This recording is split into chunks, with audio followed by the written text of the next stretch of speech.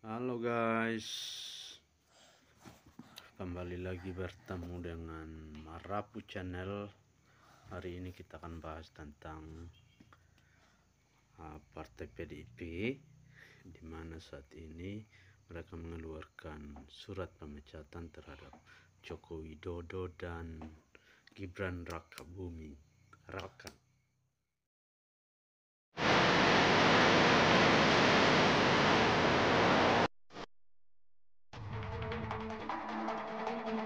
PDI Perjuangan mengumumkan secara resmi pemecatan Presiden Republik Indonesia ke-7, Joko Widodo, Wakil Presiden Gibran Rakabuming Raka, dan Bobi Nasution dari keanggotaan partai.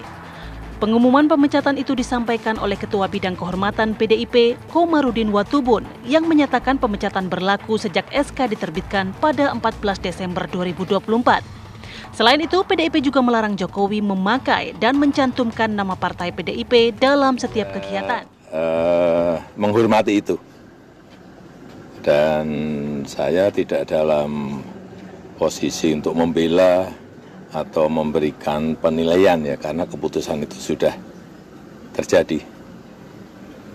Nanti waktu yang akan mengujinya, ya. Saya rasa itu aja. Pak, untuk KTA-nya sendiri Pak, apakah akan dikembalikan atau akan seperti apa Pak? Jadi nanti rencana ke depan akan membentuk partai baru atau gimana Pak? Ada niat untuk membentuk partai baru nggak? Sudah menyampaikan partai perorangan. Kalau tanggapannya untuk Mas Gibran gimana? Mas Gibran kan juga dipecat juga. Ya tanya saja ke Mas Gibran. Pak, Tanya ke saya. terkait alasan pemecatannya kan karena Bapak dinilai melanggar aturan. Tadi kan sudah saya sampaikan, saya tidak dalam posisi untuk membela atau memberikan penilaian karena sudah diputuskan. Ada pesan? Nanti waktu yang akan mengujinya, ya. Kami menghargai dan menghormati keputusan partai. Untuk saat ini saya pribadi akan lebih fokus untuk membantu Bapak Presiden Prabowo. Ya, terima kasih. Tunggu saja. Tanggapannya Pak soal yang makasih aman ya Pak, ya nggak ada masalah ya Pak buat kita jalan terus ya Pak. saya kan kader Gerindra sekarang. Artinya hubungan silaturahmi dengan PDIP tetap akan dibangun Pak, karena sebagai gubernur tentu saja sebagai mitra. Tadi juga duduk sebelah Pak Ketua DPR Medan kan dari PDIP. Masih berkaitan dengan residu di masa lalu di Pilpres 2024? Ya bukan residu ya, tapi lebih ke akumulasi evaluasi. Artinya Banyak dong, kalau akumulasi banyak. betul banyak. Boleh disebutkan satu-satu? Itu kan di surat sudah Biar tertuang seru ya. semua itu ya. Pagi-pagi malah nyebutin dosa orang satu-satu.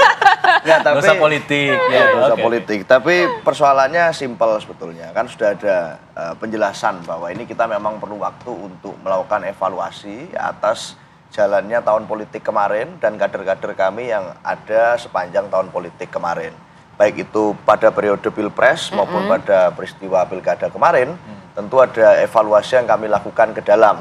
Mana kader-kader yang dianggap tidak sesuai dengan ADART partai, mana kader yang dianggap mengkhianati partai, itu kita lakukan suatu analisis. Nah, dalam hal itu kemudian ditemukanlah 27 nama itu yang kami umumkan memang harus dilakukan sanksi organisasi berupa pemberhentian hubungan atau pemecatan.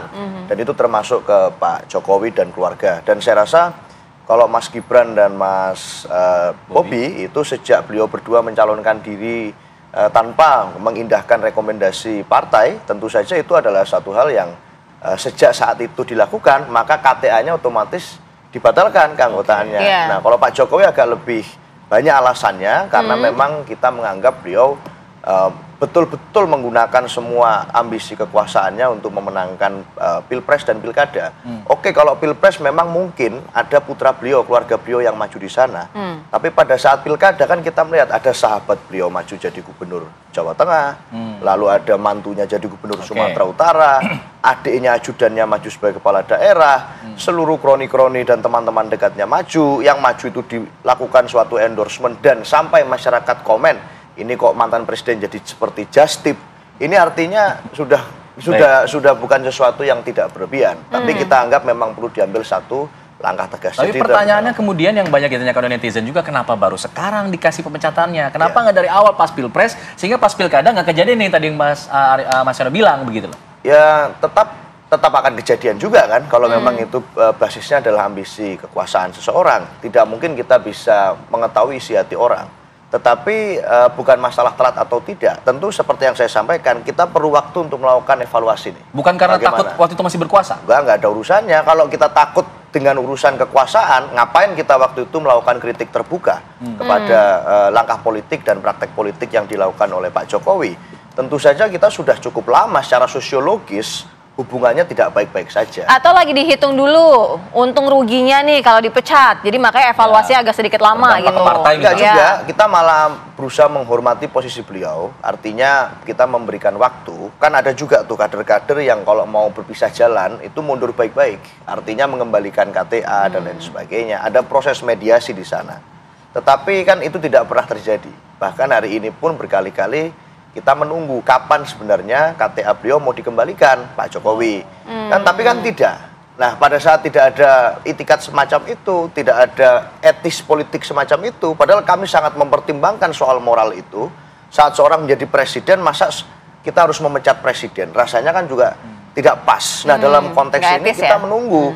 Bagaimana sih kita kan kalau dalam adat ketimuran, datang tanpa muka, pulang juga tanpa muka. Keteladanan baik itu yang kita tunggu. Ternyata juga tidak. Maka ya kita memberikan sanksi pemecatan itu. Baik.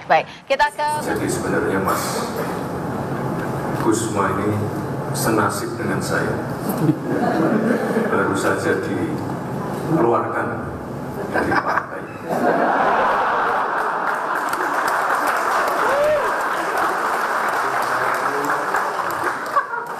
Saya ingatkan juga ini Pak Ketua, sekali lagi yang namanya perbedaan itu hal yang biasa. Perbedaan itu yang mewarnai demokrasi kita.